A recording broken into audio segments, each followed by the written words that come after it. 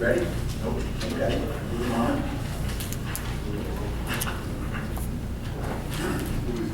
Yes. Just call meeting to order. Can I get a roll call, please? Councilman Henwood. Councilwoman Lawler. Here. Councilman Monty. Here. Councilman Bartolomeo. Here. Mayor McFarland. I'm here. Good. Councilman Vidal. I believe he's running late. No, he's not okay. going to be here.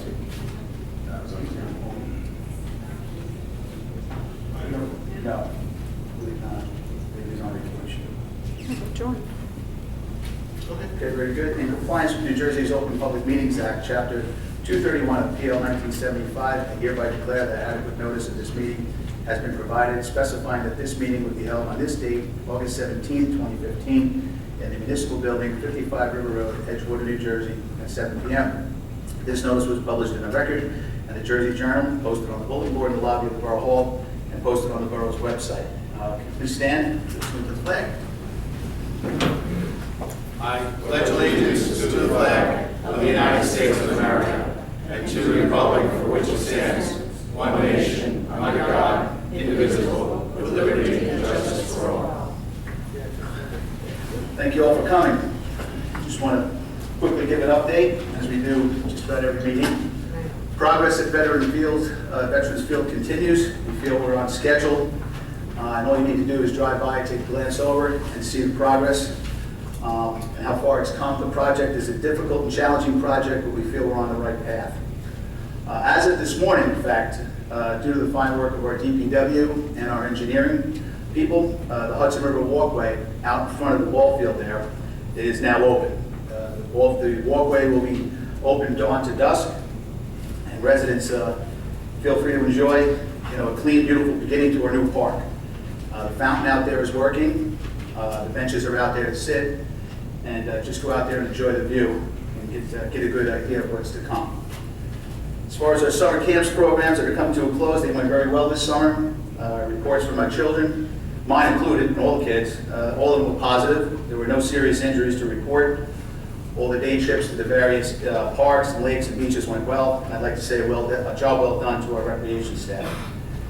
We also had a national night out sponsored by our police department. It was a huge success if you were there. I'd like to point out Detective Sergeant Steve Titus for spearheading the effort. He did a wonderful job.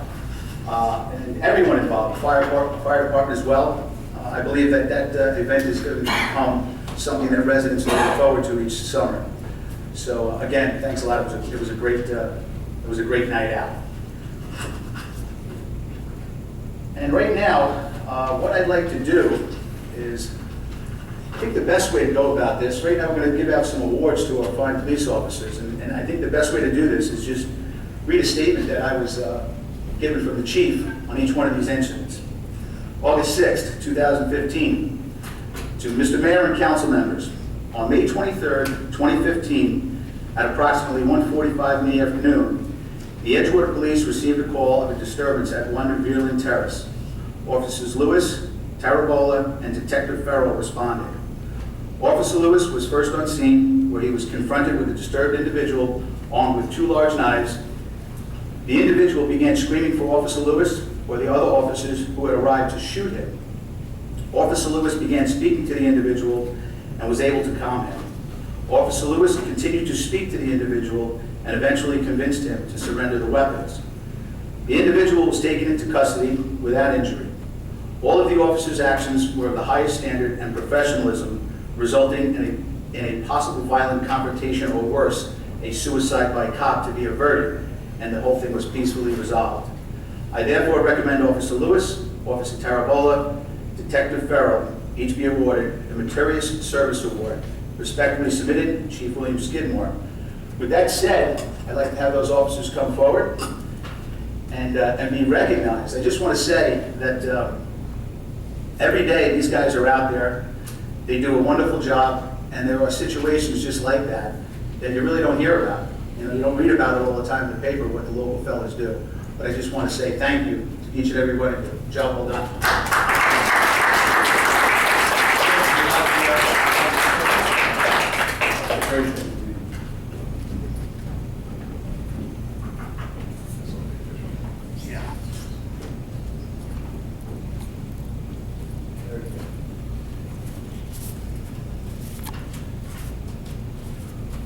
Danny Tarabola.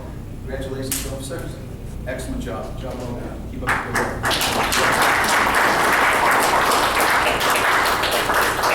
Mr. Mayor. Yes, sir. Officer Lewis had a prearranged trip, he's not here. Very good. And Detective Farrell is actually tied up on a job right now. Okay, very good. How about Officer Carano? Come forward, please. Robert? Yes, sir. Yeah, certainly.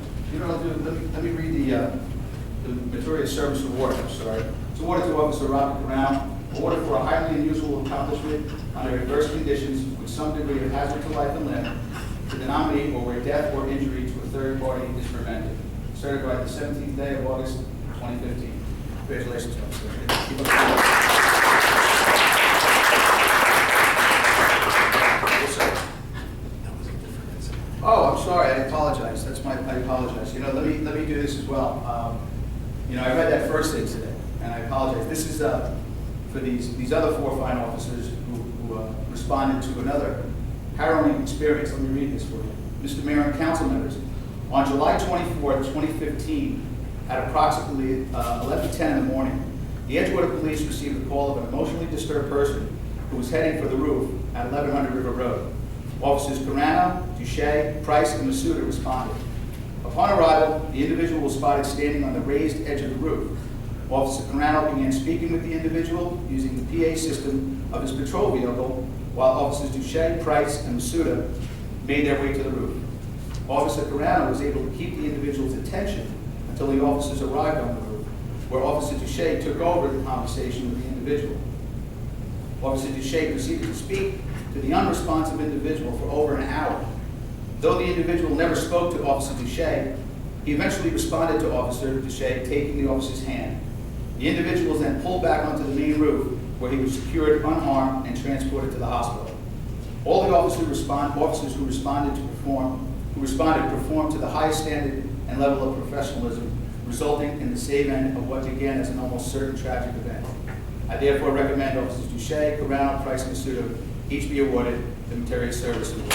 That's all.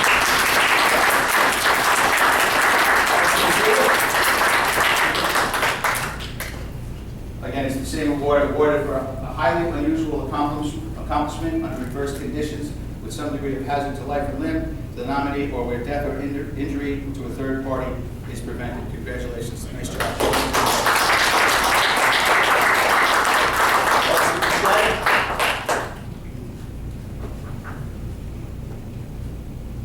Seems like you did a wonderful job, officer.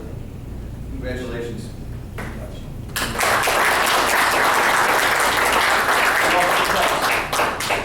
It's the same service award. Again, congratulations on a job well done. You guys do a great job. Congratulations. Thanks, sir. Good, guys. Take this from the others. Thanks. Thanks, man.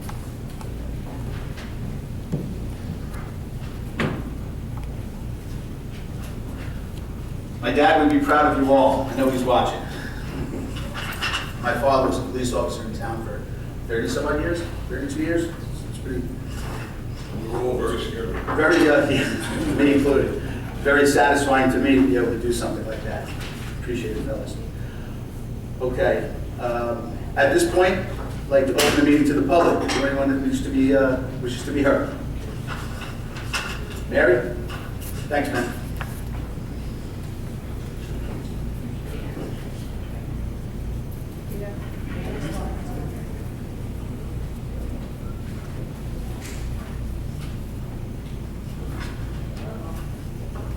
Oh, did they lose one? Chief, excuse me, Chief. One of those must have fell off with one of the accommodations, citations. There it is.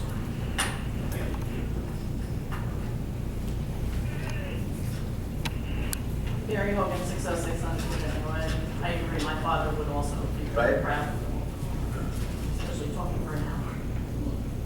I have a question on 2 of the resolutions that we have on tonight.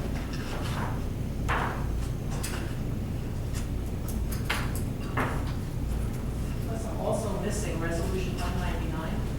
Is there a 199? It's a service and supplies, Mary. It It should be wasn't on on, there. It's not on there? it wasn't on the, what I be in that attachment.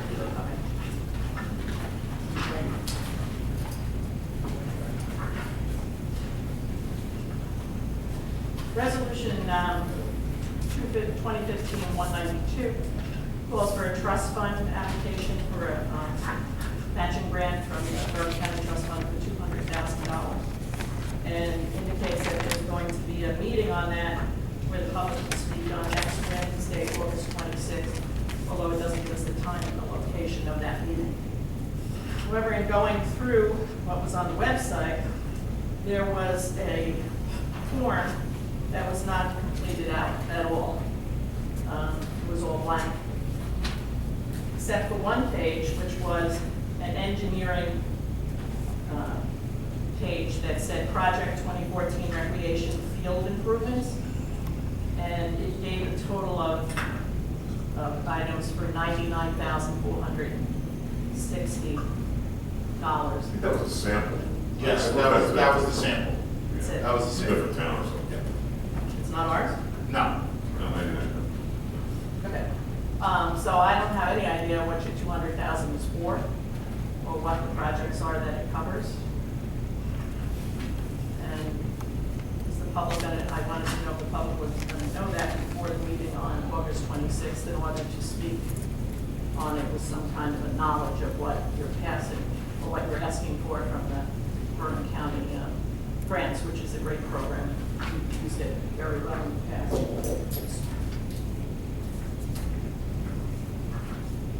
The other resolution I'm questioning or asking about is 2015-194, which is an increase in the contract for Enterprise Network resolution for the remediation of Veterans Field. We now have an increase from the original contract of, the increases were $1,347,580.50. So the total contract is now up to $6,326,958.50. And I was wondering if there is anybody anywhere that could possibly advise the public as to what has actually been spent on the field. And there'll be $19,700,000 that we bonded, if that would cover this increase in this contract. I noticed that there is a decrease in another contract of $3.33. So I'm happy that we're at least getting that much back. But no one has ever given us figures. I've asked if we could have in your summary, you could tell us how much we've spent on the field and how close we're getting to the $19,700,000 that's we bonded for. I would appreciate that. I think the public would appreciate it. Thank you. Anything else, Mr. Garrett? Thank you, Mary. Yes, sir.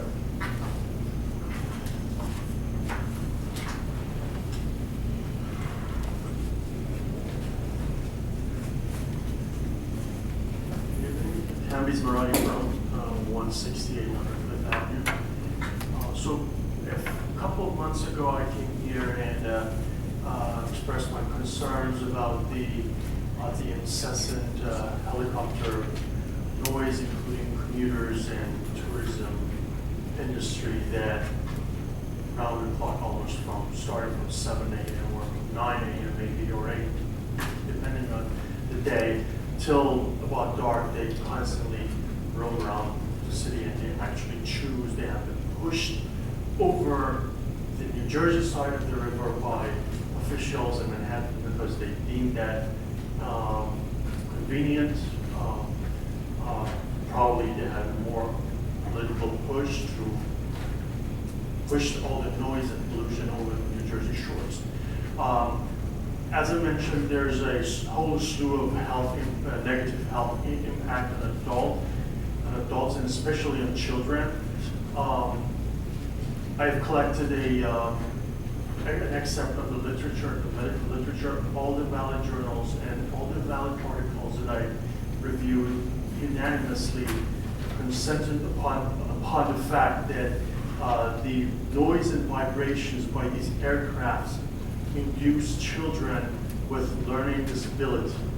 And again, all of these studies showed that this amount of reduction of disability has a dose-dependent effect, meaning that the higher and the longer the exposure to the children, the more serious of learning disabilities they develop. I can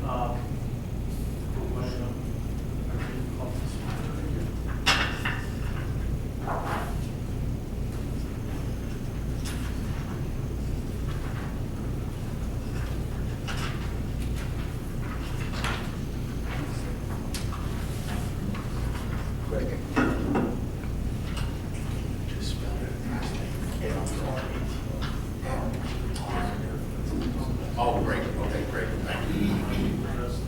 Okay, thank you. So there are a couple of bills being introduced by this New York City Council, 859 and 858. 858 bans the stage 3, the loudest and most polluting helicopters. 859 bans stage 1 and 2. There's also a bill by Speaker Prieto and Assemblyman Sacco that have been introduced to the in New Jersey that basically bans them from using the helipads and using the in order to keep the helicopters for repair and overnight use for the helipads in the state of New Jersey. So what I wanted to ask is that if this council, as representing one of the most vulnerable areas in New Jersey, the shore, would use, I wanted to urge everybody to use whatever available legal and administrative conduits to encourage the policymakers and lawmakers to pass these bills, because these impacts are real, and I really emphasize that the medical and negative medical impact of these are not just annoyances. These are serious medical issues that have been proven by very many European studies. Apparently, public health is taken a lot more seriously in those countries like Germany, like Spain, like Italy, United Kingdom, and they're all reflected in the references that I provided. So I think this is a serious issue. Money does not justify selling the future of the children, the future generation, and their most important asset, which is their learning capacity and fulfilling their potentials in their future lives. So I really encourage that whatever tools that are available are taken advantage of in order to support and endorse these bills. Thank you, Doctor. Thank you. Anyone else from the public wish to be heard? Peter?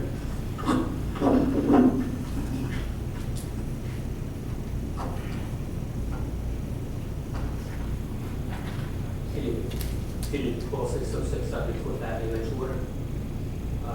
Glad to hear the walkway is getting used now and open again. Thank you for the water fountain and the benches there. We'll use it very soon. I'd like to ask to also secure for around the rec center water fountains outside is with the high heat that the artificial turf generates from the sun. It's an increase on the health of the children, and be sure that we have more water fountains at the recreation center. If maybe a sign can go up too, it remind the parents to hydrate the children often, and also wash off the composites that are part of the chemicals of the artificial turf. Second issue is a safety issue.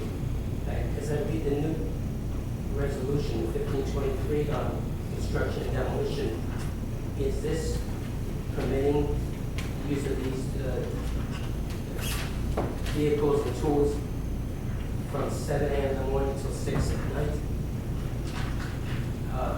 If so, I feel it's an infringement upon the residents who also use those parking areas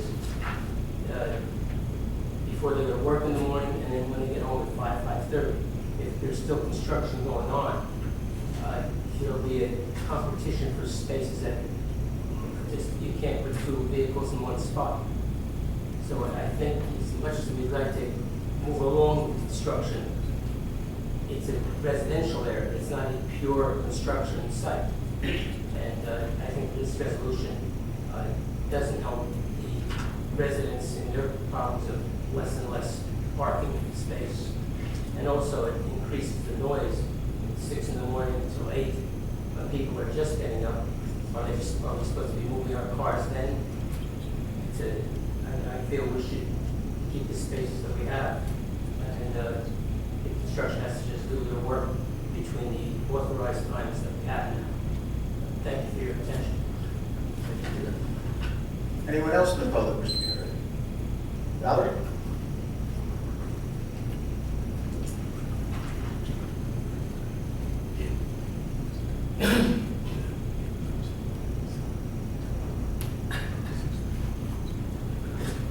Valerie Nordines, 16 Hudson Terrace.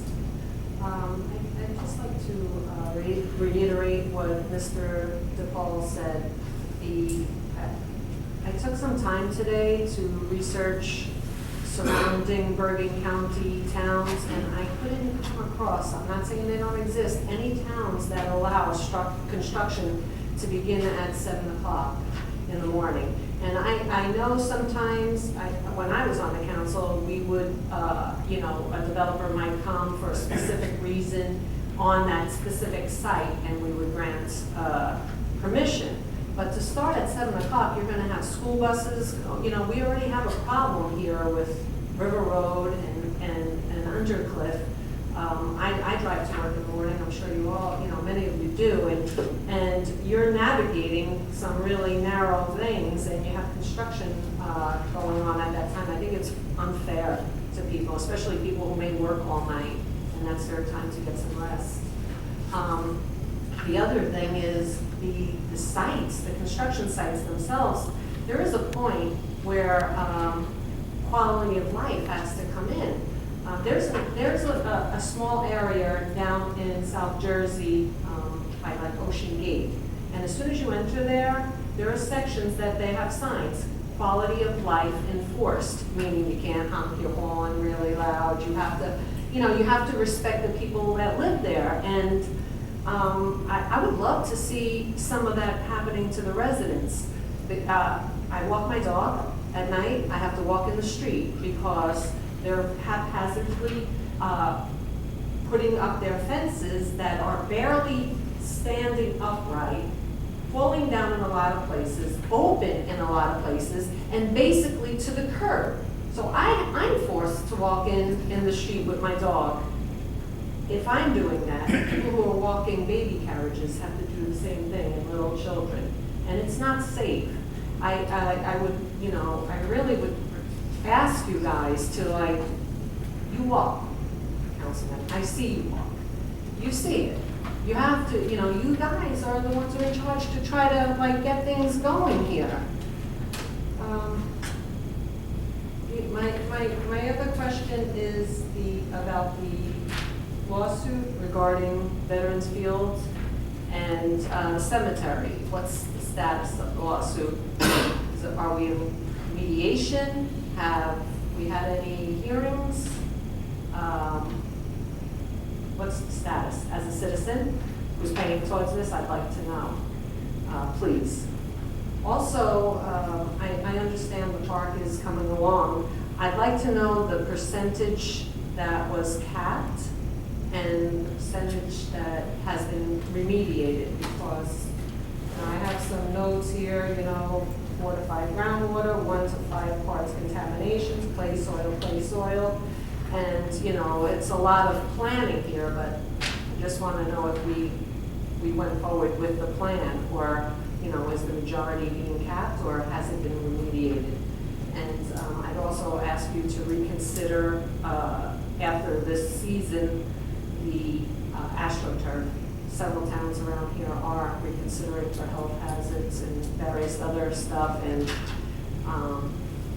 just to me, it's a park. It's the only real, we have Duck Park, but it's the only park we have, and it's some of the only grass children get to enjoy. Thank you. Thank you, Valerie. Anyone else in the public wish to be heard? Close the meeting to the public. Yeah, anyone have any Well, I'd like to address the doctor again because he came here several months ago and this is great information. And I would ask that Greg, if you could send a copy of this directly to Menendez's office and Pietro and to in support of, and I think I mentioned last time, there's a resolution on file less than a year ago, guys, in support of Menendez's efforts to curb the tourism trade up and down the river. I actually called after you were here. I called about a month ago and got his one of his aides, and she said he's still currently involved and committed to the effort. And that's all she told me. But as you read the paper, he's committed to some other efforts as well, like staying in office. So hopefully these other two gentlemen can pick up the effort. The other two congressmen who are state representatives as opposed to federal. But we are definitely in support of it. We've done a resolution for it. We will send this forward. Sure of that. Keep up the drumbeat. Unfortunately, I can't do a give or take because it's for myself. I just want to mention the number of the bill is 859, 858. No. Oh, sorry.